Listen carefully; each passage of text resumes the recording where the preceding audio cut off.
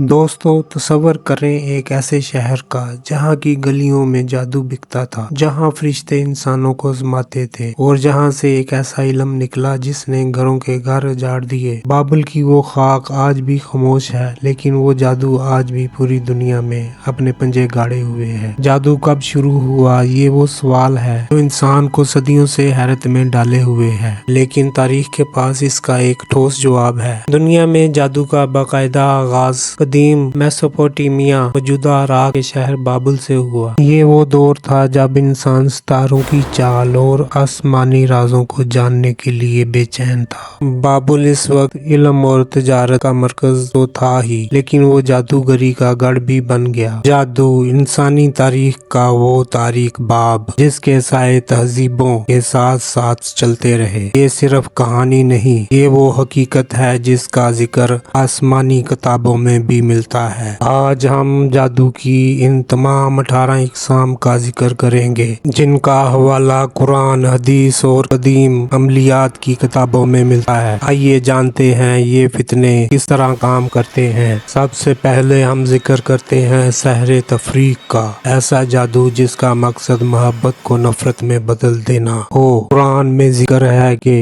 इसके जरिए मियाँ बीवी के दरमियान जुदाई डाल दी जाती है। सहरे तखय्युल, नजरबंदी, आंखों का धोखा, चीजें हकीकत से मुख्तलिफ दिखाई दें, जैसे फिरौन के जादूगरों ने रस्सियों को सांप बनाकर दिखाया। सहरे अकद, गिरा लगाना, धागों या रस्सियों में गिरहें लगाकर इन पर मंत्र पढ़ना और फूंक मारना। सूरह फलक में इस अमल की तरफ इशारा मिलता है। वीडियो पसंद आई हो लाइक शेयर सब्सक्राइब और कमेंट्स जरूर दीजिएगा।